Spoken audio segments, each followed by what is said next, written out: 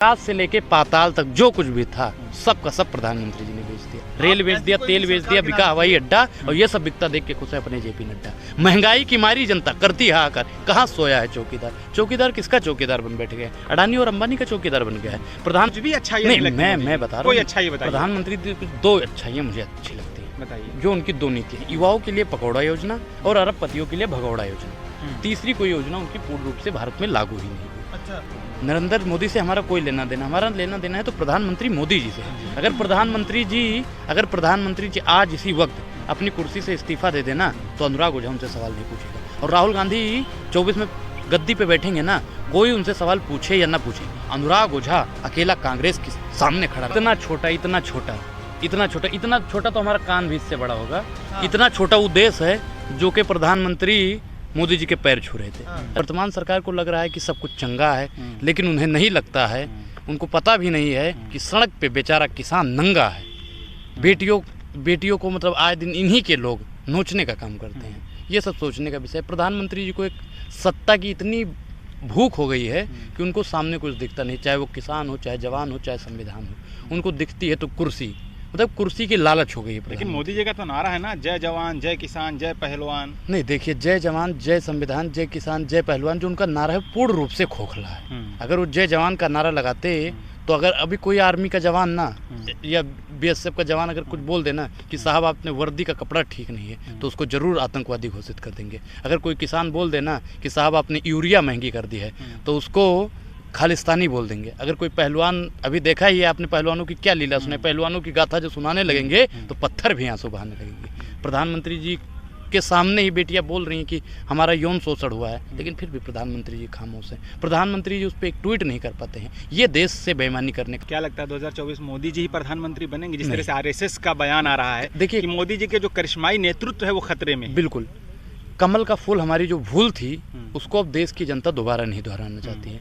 देश की जनता चाहती है कि वो ऐसा इकलौता प्रधानमंत्री बने जो वाकई में गरीब जनता की आवाज़ उठा सके, वाकई में महिलाओं की आवाज़ उठा सके। लेकिन एक ऐसा प्रधानमंत्री बन गया है जो न महिलाओं की बात सुनता है, न किसानों की बात सुनता है तो अडानी जी की बात करता है, अंबानी जी की बात करता है, अपने नेताओं को। मोदी जी ने नारा तो दिया था ना कि जो हवाई चप्पल पहने उनको हवाई जहाज से देखिए, मैंने क्या कहा कि उनका नारा था कि हवाई चप्पल पहनने वाले को हवाई जहाज में बैठेंगे, वो भी नारा उनका खोखला था। उन्होंने कहा $5 ट्रिलियन की अर्थव्यवस्था तैयार करेंगे। आप बता दीजिए कि कितने $1 ट्रिलियन की अर्थव्यवस्था तैयार हुई।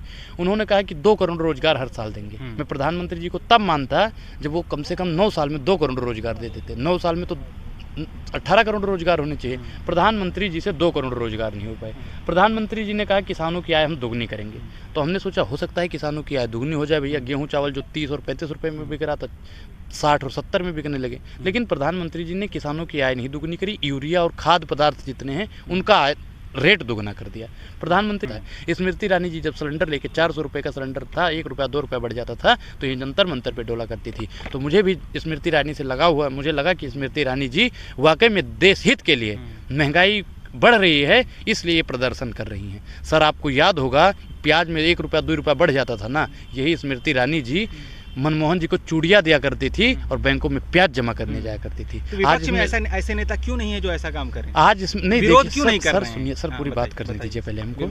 प्रधानमंत्री मोदी जी के खिलाफ एक चीज बताइए कि एक नेता होता है और जो नेता मतलब पूर्ववर्ती सरकार का विरोध करता था महंगाई को लेके, बेरोजगारी को लेके, अगर वो नेता अपने ही नेता का विरोध करे तो वो नेता कोई बगावत थोड़ी कर रहा है, वो तो सवाल पूछ रहा है। नेताओं का काम होता है सवाल पूछना। लेकिन उन्हीं के नेता हैं भैया, लश्कर भी तुम्हारा है, सरदार भी तुम्हारा है, तुम झूठ को सच लिख दो, अखबार भी तुम्हारा है, इन सब की शिकायत हम कहाँ करें, अदालत भी तुम्हारी है, सब कुछ तो तुम्हारा ही भैया।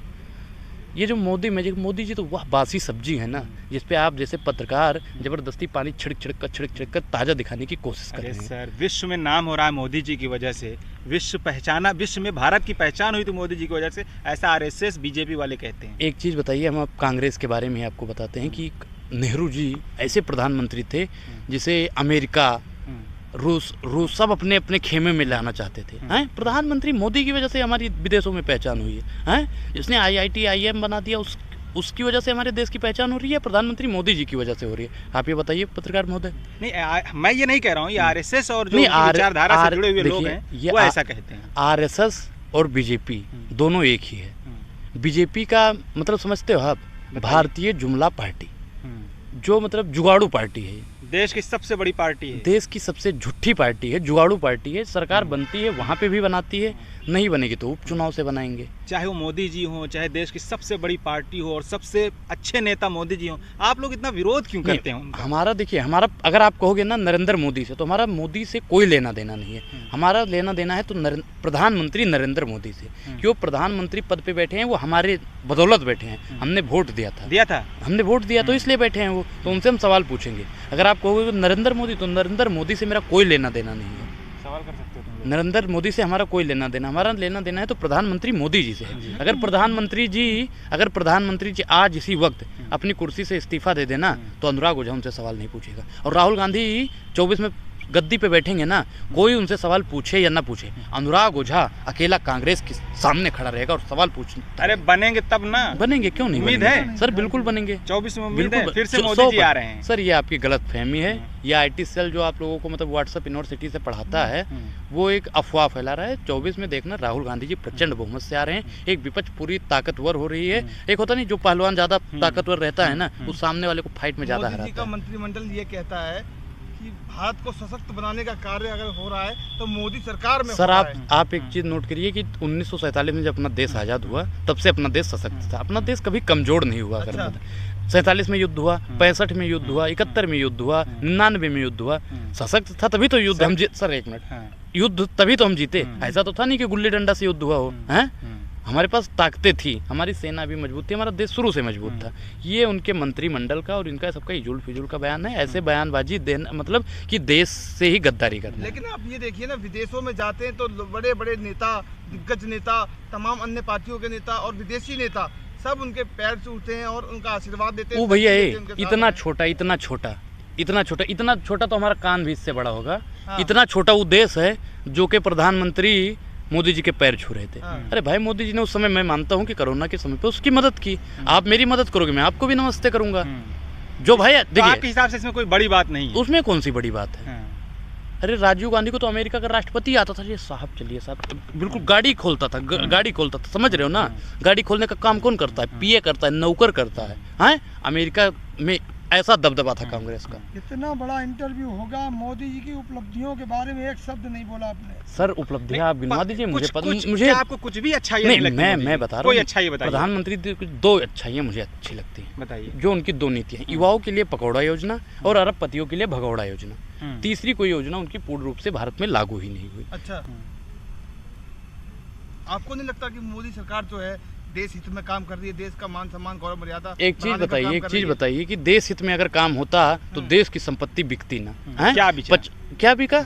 रेल बिका नहीं बिका, तेल बिका नहीं बिका, मतलब आकाश से लेके पाताल तक जो कुछ भी था सब का सब प्रधानमंत्री जी ने बेच दिया। रेल बेच दिया, तेल बेच दिया, बिका हवाई अड्डा, और ये सब बिकता देख के खुश है अपने JP नड्डा। महंगाई की मारी जनता करती है आकर, कहाँ सोया है चौकीदार? चौकीदार किसका चौकीदार बन बैठ गया? अडानी और अंबानी का चौकीदार बन गया है। प्रधानमंत्री जी ने कहा मैं भी चौकीदार हूँ। अब भैया, कुछ लोग जो अंधभक्त थे उन्होंने भी अपने ट्विटर हैंडल पर और फेसबुक हैंडल पर लिख दिया मैं भी चौकीदार। किसको अंधभक्त बोलते हैं? सर, आप पहले पूरा कर लीजिए अपना बयान।